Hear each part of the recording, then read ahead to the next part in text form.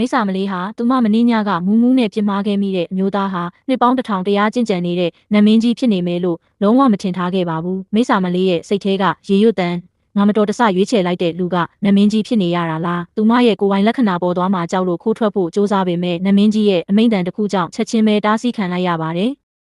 နတ်မင်းကြီးကအလင်းစလိုသွားချင်နေတာလားဒါဆိုမင်းကပထမဆုံးတစ်ယောက်ဖြစ်ရမယ်လို့မိန့်ကြားပြီးသူမရဲ့လမ်းကိုပိတ်လိုက်ပါတယ်တကယ်တော့မနေ့ကမိစ္ဆာမလေးဟာအတင်းကျပ်လက်ထပ်ခိုင်းတာကိုရှောင်တိန်ဖို့အတွက်မင်္ဂလာပွဲမတိုင်ခင်မှာမူးရစ်အောင်တောက်ခဲ့တာပါသူမဟာမူးမူးနဲ့နတ်မင်းကြီးတရားကျင့်ကြံရာတားမြစ်နယ်မြေတွေကိုမတော်တဆကျူးကျော်ဝင်ရောက်သွားခဲ့ပါတယ်သူမပြန်ထွက်ဖို့စ조사ချိန်မှာနတ်မင်းကြီးကသူမကိုရင်ခွင်ထဲအတင်းဆွဲသွင်းလိုက်ပါတယ်သူတို့နှစ်ယောက်ရုံးရင်းဆန်ခတ်ဖြစ်နေချိန်မှာပဲမမြင်နိုင်တဲ့ဖူးစာကြိုးလေးကသူတို့ကြားမှာတုံနှောင်သွားခဲ့ပါတယ်အဲဒီနောက်မှာမိစ္ဆာမလေးကနတ်မင်းကြီးကိုနာမည်မရှိတဲ့နတ်ငယ်လေးတစ်ပါးလိုပဲထင်ပြီးစိတ်အေးလက်အေးနဲ့ထွက်ခွာသွားခဲ့ပါတယ်။ဒါပေမဲ့သူမရဲ့ကံကြမ္မာကပြောင်းလဲသွားပြီဆိုတာကိုတော့သူမကိုယ်တိုင်လည်းမသိခဲ့ပါဘူး။နတ်မင်းကြီးတရားကျင့်ရာကထွက်လာတဲ့အခါမှာတော့အလွန်အမင်းအမျက်ထွက်ခဲ့ပြီးသူမကိုထွက်လာအောင်ဖျားယောင်းဖို့အတွက်ကျင်ရတော်ရွေးချယ်ပွဲကိုအထူးတလဲကျင်းပခဲ့ပါတယ်။